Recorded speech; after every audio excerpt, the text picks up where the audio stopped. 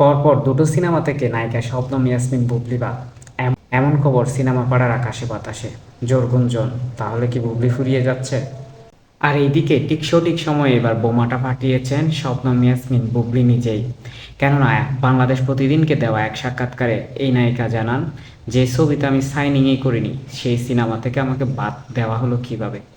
অন্যদিকে ভিক্টর সিনেমার প্রসঙ্গে তিনি বলেন, প্রযোজক ইকবালের সাথে ভালো সম্পর্ক ছিল বলে ভিক্টর সিনেমাতে কাজ করার আগ্রহ জানিয়েছিলেন, কিন্তু পরবর্তীতে প্রযোজক ইকবাল তাকে ব্যবহার করে বিভিন্ন জায়গায় কথা বলতেছে, সেই সাথে সাকিব খানের সাথে একটা দূরত্ব সৃষ্টি হয়েছে।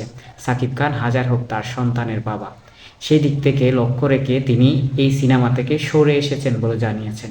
অর্থাৎ একটা সিনেমায় তিনি সাইনিংই করেননি, অন্য একটা সিনেমা থেকে নিজেই সরে এসেছেন, এমনটা জানিয়েছেন নায়িকা শবনম ইয়াসমিন বুবলি। এদিকে শবনম ইয়াসমিন বুবলি হ্যাটার্স থেকে শুরু করে বিভিন্ন মিডিয়া, যেখানে বারবার বলা হচ্ছে শবনম ইয়াসমিন বাদ পড়েছেন, শবনম ইয়াসমিন বুবলি, তাহলে কি তার সময় শেষ হতে চলেছে? তার যারা সমালোচনাকারী আছেন তাদেরকে মক্কম জবাব দিয়ে দিলেন। ঠিক সময়ে ঠিক জবাবটা দিয়েছেন। তিনি এখানে উল্লেখ করে বলেছেন, আমাকে নিয়ে বিভিন্ন রকম কথা বলা হচ্ছে, চুপ থাকলেও সমস্যা, নিজেকে ক্লিয়ার করার জন্য কথা বলতে হচ্ছে, আর না হলে এইসব প্রসঙ্গ নিয়ে কথা বলারই তার কোনো ইচ্ছা ছিল না। কেননা প্রযোজক পরিচালক নিয়ে এই সিনেমা, সবার সাথে ভালো সম্পর্ক রেখে চলতে চান এই নায়িকা। শুধু তাই নয়, প্রযোজক ইকবাল এবং জাকির হোসেন রাজু এদের সাথে তার ভালো সম্পর্ক আছে উল্লেখ করে তিনি বলেন, তাই এতদিন তিনি চুপ ছিলেন। বিষয়টা এখন এমন জায়গায় গড়িয়েছে, সাকিব খানের কারণেই নাকি বুবলি বাদ দিয়েছেন প্রযোজক ইকবালের বিট্টে সিনেমা। অন্যদিকে অন্য cinema Maya the love to, যেটার বিষয়ে সঠিক অবগত নয় এবং সাইনিং না করা সিনেমা নিয়ে তিনি কিছু বলতেই চাননি।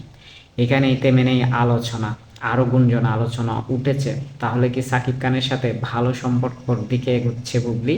কেননা সাকিব খানের যারা শত্রু তাদের কাছ থেকে আস্তে আস্তে দূরে সরে আসতেছেন এই নায়িকা, যা প্রমাণ করে তাহলে আবারও কি সম্পর্কের যে টানাপোড়েন এবং সেখানে যে বরফ জমেছে সেই বরফ কি গলতে শুরু করেছে, অভিমানের পাহাড় কি কমতে শুরু করেছে, আবারও কি এক হতে যাচ্ছেন শবনম ইয়াসমিন বুবলি এবং শাকিব খান? সেটা সময় বলে দিবে। সবকিছু ভালো হোক, সবার ভালো হোক, এবং শবনম ইয়াসমিন বুবলি থেকে শুরু করে সমস্ত নায়িকা ভালো কিছু দিক এবং বাংলা চলচ্চিত্র ভালো জায়গায় পৌঁছাক। ধন্যবাদ সবাই।